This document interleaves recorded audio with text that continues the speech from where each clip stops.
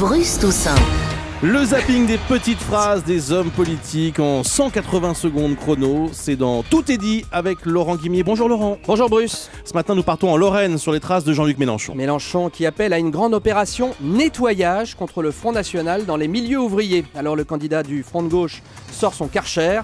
Hier soir, quelques minutes avant un meeting à Metz, il a quasiment traité Marine Le Pen de folle.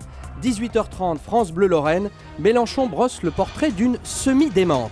Cette Madame Le Pen, qui en plus de ne rien comprendre aux chiffres, n'a aucune espèce d'imagination, passe son temps à faire comme ça des emprunts forcés pour dire, eh ben voyez, je parle comme Mélenchon, voyez mes ailes, je suis un oiseau, et de temps à autre, je suis xénophobe, voyez mes pattes, je suis un rat. Ça vous fait une chauve-souris. Un rat plus un oiseau, ça fait une chauve-souris. Bon. La chauve-souris, la Batwoman du Front National, était ce matin à l'aube à la télévision. 7h46 iTélé, Le Pen ricane un peu jaune. Tout ça, c'est du cinéma. C'est un grand comédien, monsieur Mélenchon. Il éructe, il menace, il insulte devant les caméras, mais hors caméra, c'est un homme charmant, affable, presque un petit garçon. Non, ce qui m'inquiète, c'est cette utilisation du terme nettoyage politique, qui rappelle furieusement le nettoyage ethnique.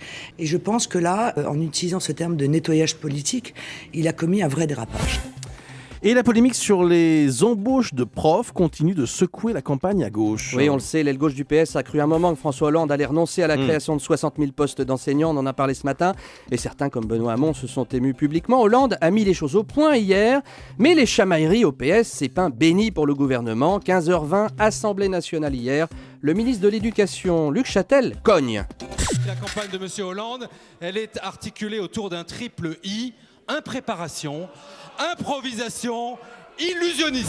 Réponse à 8h22, il y a quelques minutes seulement sur Europe 1 du socialiste Laurent Fabius chez Jean-Pierre Elkabbach. La récré est terminée. Hollande présente sa plateforme dimanche. Son programme sera sans doute socialiste et certainement réaliste. Les idées qu'il a développées, il les conserve, mais certaines, bien sûr, peuvent être étalées dans le temps, et surtout, elles doivent être équilibrées. On ne peut pas dépenser d'un côté et ne pas avoir les recettes de l'autre.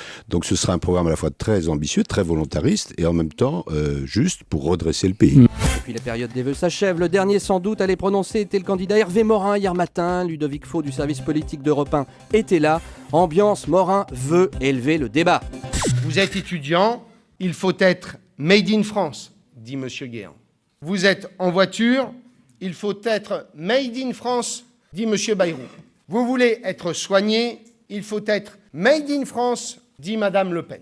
Cette France des candidats Dupont-Lajoie, ce n'est pas ma France.